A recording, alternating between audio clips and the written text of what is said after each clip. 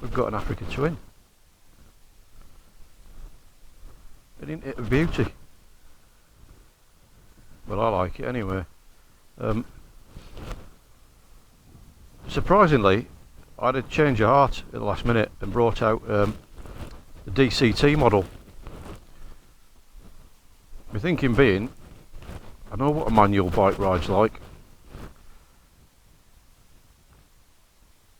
so I can't imagine that it's going to handle that much differently, the Africa Twin that is, between the manual and the DCT. So I thought I'd give it a whirl. As you can see, it's in the nice black, red and white scheme with black wheels. They've got a manual that's in the probably the most popular colours, are HRC red, white, blue, which I really love. I think it looks gorgeous, apart from the gold wheels. Don't like gold wheels.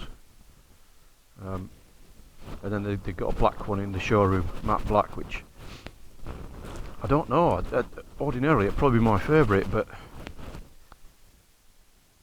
you know what, I'm liking the more colourful versions. See, I've just ridden it out from Lings at Alston. It's only quite still. Look at these tyres, they're brand new. I saw that the bike's only got 49 miles on it when I picked it up this morning. So I'm having a little ride out. We're just out past Pungy. On the way back in, found a little car park. It's a swimming pool or something. But anyway, more interested in the bike. I'm quite impressed with it. I'll get back on in a second. We'll ride back to Lings. But so far so good. It pulls like a bloody train. Really, compared to what I was expecting, I suppose, from a much lower powered twin cylinder than the Explorer is. I think the Explorer's got about 138 horsepower or something. This is about 95, is it, something? Everybody knows the specs anyway. They're all out there if you want to know them. But yeah, it pulls really well. I'll get on it. I tell you what, it's a bloody tall thing. I can get both feet flat on the floor on my Tiger, and yeah, I can just, but it's spreading my legs a little bit. I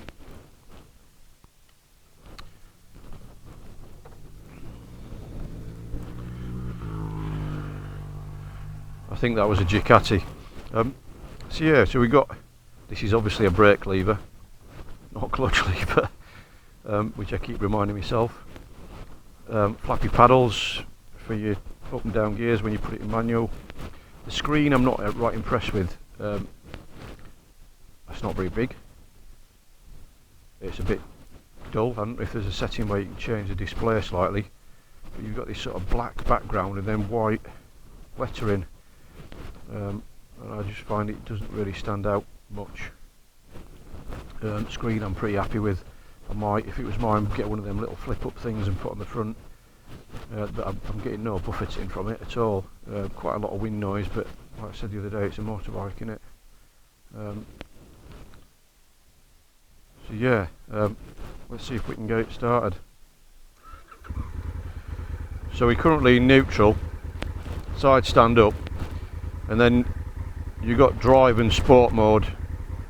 So one click with your thumb and we're into drive. There's an automatic and manual button here which you can use. All you do if you press that in, there's a little D for drive on the screen there. Press it in, the D disappears and you can now use the paddles. But either way, it's set off and the bike does it for you. I thought it'd be really alien, and I suppose it is a little bit. I still have to keep reminding myself, don't try and pull the clutch in, don't go for the gear pedal with my foot. But so far I'm really really liking it. So we'll set off back.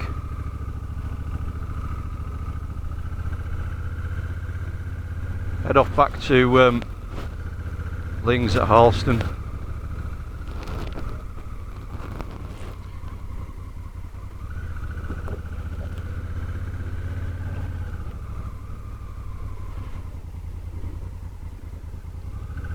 One thing I've found with it is the low speed control, because it's quite a bit lighter, is just so much nicer than the Explorer. I might have mentioned in other videos I suffer from ongoing back problems, wear and tear over years in the army and old age probably, but I'm really finding that I'm starting to struggle with the Explorer, just pushing it around at slow speed and stuff like that is really becoming a bit difficult.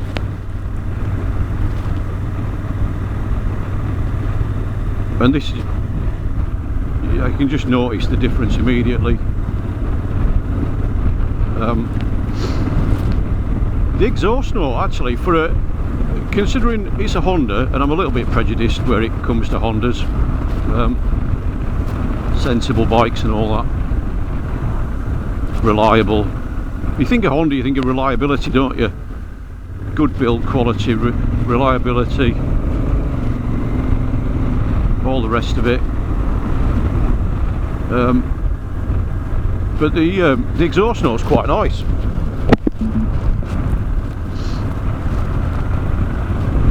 So I'm pleasantly surprised with that.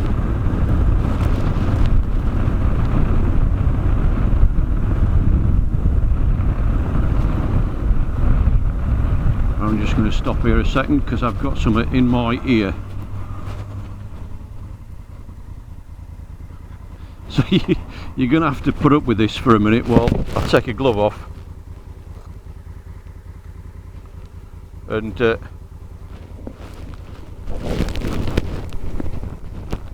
scratch. There's nothing worse on a bike, I think, than having an itchy ear, especially when you're on the move and you can't get to it. When I had the Scramble, I had an open face lid, and I think I got a bug in there one day, and let's beat this bit of traffic out here.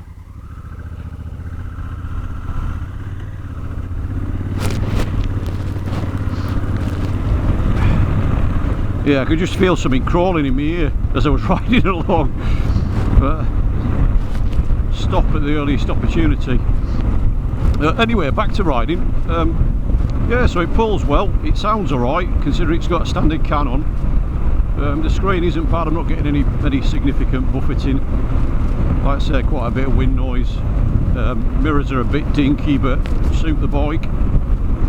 I have to keep reminding myself to turn the indicators off because I've got used to the auto cancel on the Explorer. No cruise control on this, so I think for longer journeys you're going to notice that a bit, but it's not very often I use the cruise control. Give me right hand a little rest. It's nice on a motorway to give your right hand a little rest. Do missus.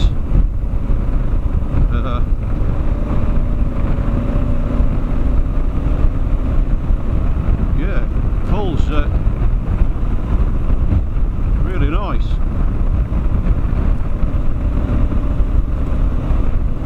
And the good thing is all of these functions, the switchgear, you can change it on the move, so it can go into sport mode. We're in sport mode now. I don't know if it gives any more power particularly. I think all it does is hold on to the revs a little bit longer. And one thing I found on the way out when I put it in and I set off, it wouldn't then change up from fourth. I had to go back into drive. I don't know if that's a glitch with it or what, but Aircraft Museum.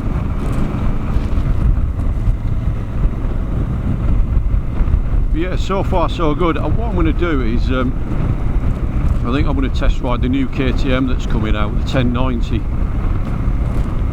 Not interested in the 1290, awesome engine, but I don't need it. And see what the KTM's like. I might even test the little BMW 800 GS Adventure. I don't want one of the normal ones. It's going to have to be the GS Adventure because it's got a bigger tank. I think the normal tank's only about 16 litres. And plus it's a bit higher, so it doesn't look as dinky. Like when I rode Pete's F700 back in September, it felt a little bit dinky for me. Whereas this one, although it's a lot lighter than the Explorer, it doesn't feel too small. The seat's comfy. It's a decent position to the bars. I did a little bit of standing up riding down a little lane earlier, and it's nicer standing up, so I can see why people take it off-road. Really, I think it's probably where it belongs, doing adventures on rugged roads and off-road, all that sort of stuff. I know Crumble Texas green learning, mad bastard. If only my videos were as funny as his.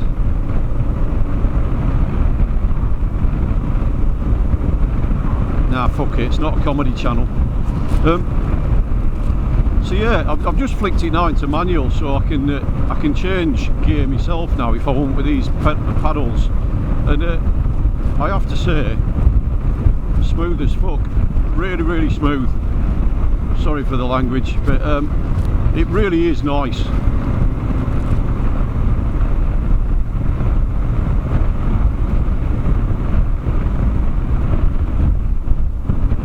There's no snatchiness, no juddering. It's just seamless. It's good. I'm impressed. Really impressed.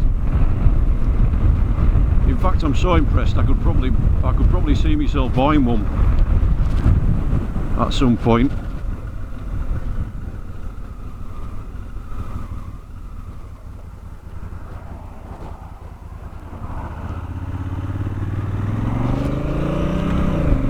This is me changing with the paddle now. Not letting off the throttle. It's well done, Honda, well done. I know there's tons of reviews out there already where people have said they've nailed it, and you can add this little test ride to them. They have nailed it.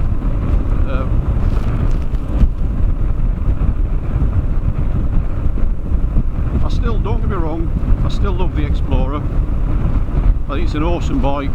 It's comfy, pulls, well, we all know it's got back to power. It's just that issue now with me for manoeuvring it about at slow speed. I really felt it the other day, and getting onto this campsite where I am, to get the bike next to the tent, I've got to push it on because there's no vehicles allowed on the bit where the pitches are. So you've got to push the bike on and off, and I'm just finding it a real struggle. Even though I'm no lightweight, 6'1".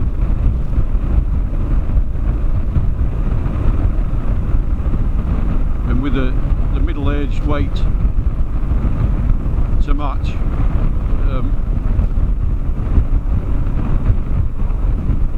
I'm not a lightweight whippersnapper. We'll actually head in through Harleston here. I'll bung it back in automatic rather than go, because there's a load of roadworks up near the bike shop.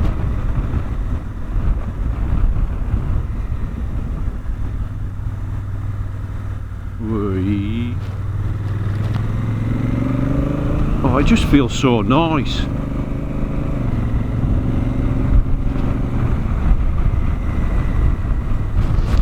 So yeah, like I said the other day, I ain't going to be swapping the Explorer soon. I can't. I just, financially it'd be daft. But I think if I came into some money now, I'd be walking away with one of these. Unless of course I'm completely smitten by the KTM 1090 when I ride that. We'll have to see.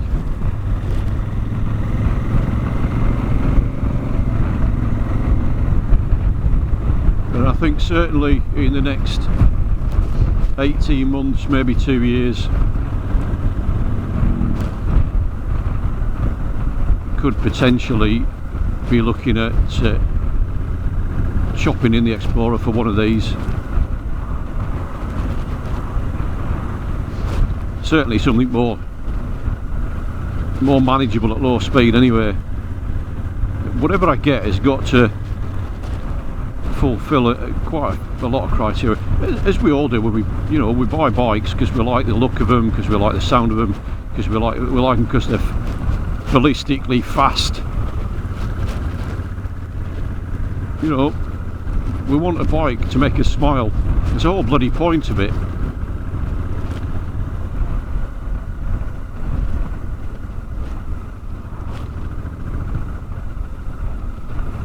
I think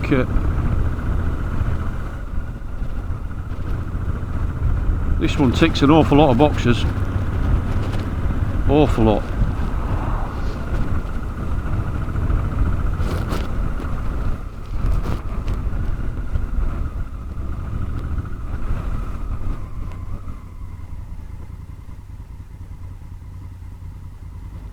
No feet down, nearly standstill, not even a wobble.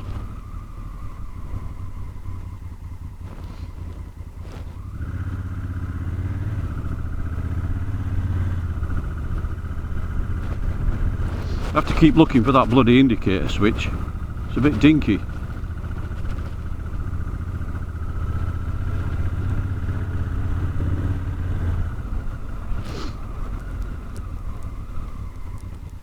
It's alright, it's my right of way, but never mind. Ooh, ooh, that twin.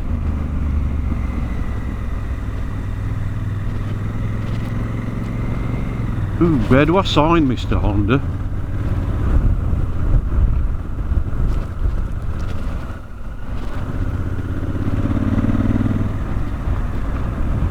Well, there we go. Test ride Africa Twin. I like it. I like it a lot.